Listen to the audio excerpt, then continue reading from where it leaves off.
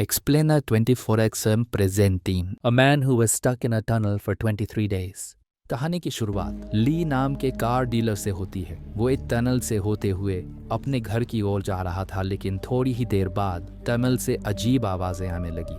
ली कुछ समझ पाता इससे पहले ही पीछे से टनल नीचे गिरना शुरू हो गई। उसने तेजी से गाड़ी चलाई, मगर टनल का एक बड़ा टुकड़ा उसकी गाड़ी पर आ गिरा। जब उसकी आंख खुली, वो मलबे के नीचे फंसा हुआ था। उसने तुरंत बचाव दल को फोन किया, लेकिन वो इसकी बातों को गंभीरता से नहीं ले रहे थे। लेकिन जब वो लोग वहां आए, उनके पैरों तले जमीन खिसक गई, क्योंकि दूसरी ओर से टनल पूरी ढक चुकी थी। ये खबर तेजी से चारों ओर फैल गई। ली की पत्नी सीहू भी इस खबर को देखकर बहुत घबरा गई। दूसरी ओर ली को एक कॉल आया। उसे लगा ये बचाव दल का होगा, मगर ये एक मीडिया वाला था जिसे ली का लाइव ब्रॉडकास्ट करके टीआरपी बढ़ानी थी। तभी डे नाम का रेस्क्यू ऑफिसर वहां आया और रिपोर्टर्स को बुरी तरह जलील करते हुए कहा, अगर ऐसे ही ली को कॉल किया गया तो उसकी बैटरी खत्म हो जाएगी, जिसके बाद उसकी हालत और भी ज्यादा बिगड़ सकती है। ये कहकर उसने उन्हें वहां से भगा दिया। फिर उसने खुद ली से संपर्क किया। ली गुस्से में था कि आखिर वो उसे कब बाहर निकालेंगे। बे ने कहा, पहले तो आपको घबराना नहीं है, और क्या आपके पास खाना और पानी है? ली ने बताया, उसके पास 2 बोतल पानी और एक केक है जो उसने अपनी बेटी के लिए खरीदा था। बे ने कहा, उसे इसी खाने को 7 दिन निकालना होगा। साथ ही वो सिर्फ दोपहर को ही अपना फोन चालू करे, ताकि उसकी बैटरी कम से कम खर्च हो। इस बीच वो उसे जरूर बाहर निकाल लेंगे। इसके बाद मीटिंग के दौरान बचाव दल के लोग मिनिस्टर से आग्रह करते हैं कि थोड़ी दूर पर बन रहे टनल का काम रोक दिया जाए, नहीं तो उसमें होने वाले विस्फोट से ली की टनल और ज्यादा गिर सकती है। मिनिस्टर ने तुरंत उस टनल का काम रुकवा दिया। अगले दिन डे एक सहकर्मी को लेकर टनल के अंदर गया, जहां उसके सहकर्मी से गलती से हॉर्न बज गया। उसी वक्त उन्हें ली ने कॉल करके बताया कि उसने हॉर्न की आवाज सुनी है, यानी वो ज्यादा दूर नहीं है, मगर इससे पहले वो कुछ कर पाते। टनल दोबारा से गिरने लगी। डे गाड़ी में बैठा और मलबे से बाल बाल बचते हुए दोनों बाहर आ गए। बाहर आते ही तुरंत डे में ली को कॉल किया। वहां सारे लोग घबराए हुए थे। उन्हें लग रहा था कि टनल दोबारा गिरने से ली जरूर मर गया होगा, लेकिन खुदकिस्मती से ली अभी जिंदा था। उसने फोन पर बताया कि उसे कोई भी चोट नहीं आई है। टनल मलबे से और भी ज्यादा ढक चुकी थी, यानी अब उसे बचा पाना ज्यादा मुश्किल होगा। वहां मौजूद उसकी पत्नी को राहत मिली ये जानकर कि उसका पति अभी जिंदा है। अब 3 दिन हो चुके थे। ली अपनी बेटी का केक और केवल 1 ढक्कन पानी पीकर अपना काम चला रहा था। अचानक उसे एक आवाज सुनाई दी। जब उसने देखा तो वहां एक कुत्ता बैठा हुआ था। वो इसे देख हैरान हो गया। तभी एक लड़की के पुकारने की आवाज आई, यानी कि वो यहाँ अकेला नहीं है। वो सावधानी पूर्वक लड़की की कार में गया, जिसका नाम मीना है। वो बुरी तरह मलबे के नीचे फंसी हुई थी। ली ने पत्थर हटाने की कोशिश की, मगर वो 1 इंच भी नहीं हिला। मीना डरी हुई थी कि वो दोनों यहीं मर जाएंगे, लेकिन ली ने उसे बताया कि घबराओ मत, सारा शहर हमें बचाने में लदा हुआ है। जिसे सुनकर मीना को थोड़ी राहत मिली। अब उसने ली से पानी मांगा। ली के पास वैसे ही बहुत कम पानी था, मगर फिर भी उसने इंसानियत के नाते उसे पानी दे दिया। अब मीना ने ली के फोन से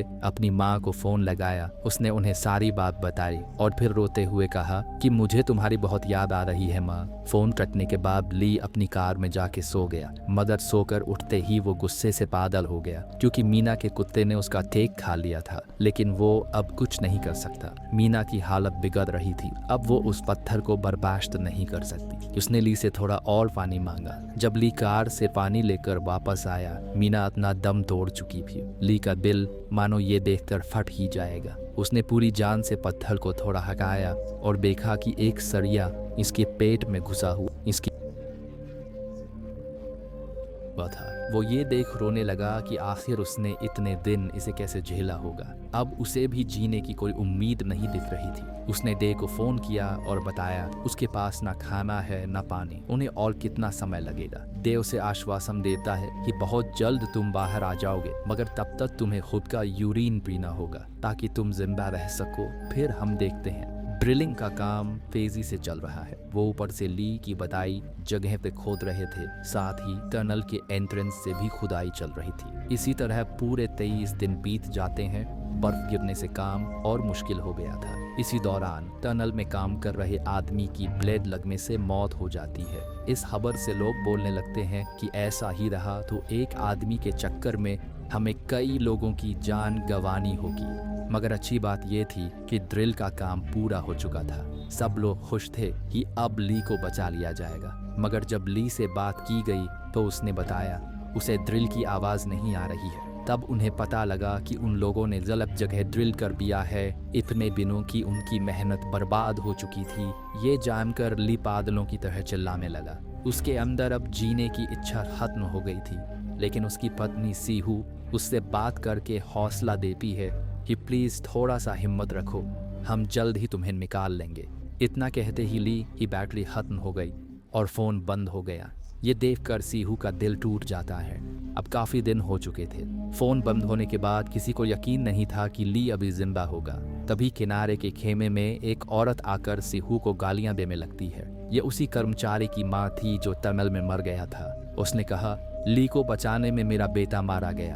अब तुम मान क्यों नहीं लेती कि तुम्हारा पति मर चुका है। इससे सीहू पूरी तरह टूट गई। इसी बीच वहाँ एक सरकारी आदमी आया। उसने सीहू को एक फॉर्म पर साइन करने को कहा जिससे वो लोग बगल वाली टनल का काम शुरू कर सके।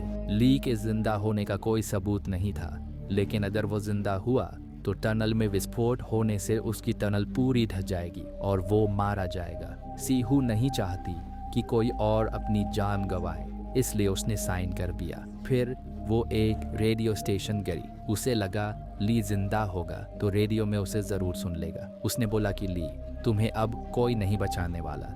यहाँ सब ने हार मान ली है। अगर तुम जिंदा हो तो तुम्हें खुद ही कुछ करना होगा। ली अभी भी जिंदा था। वो ये सब रेडियो पर सुन रहा था। उसके ऊपर जो बीत रही है उसका कोई अनुमान भी नहीं लगा सकता। अब ली को कुछ ना कुछ करना होगा ताकि वो यहाँ से निकल सके। ऊपर डे ने अभी हार नहीं मानी थी।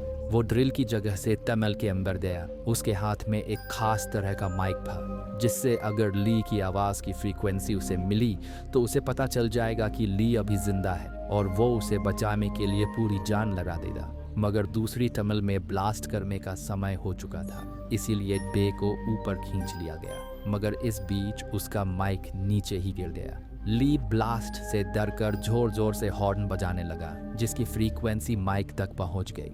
डे ने जब आवाज़ सुनी तो उसने तुरंत टनल का काम रुकवा दिया। सबको थोड़ी उम्मीद मिली और रेस्क्यू का काम फिर से शुरू हो गया। पूरे 35 दिन बाद सफलतापूर्वक बचाव दल ली को निकालने में कामयाब हो गए। साथ ही मीना का डॉग भी जिंदा बच गया था।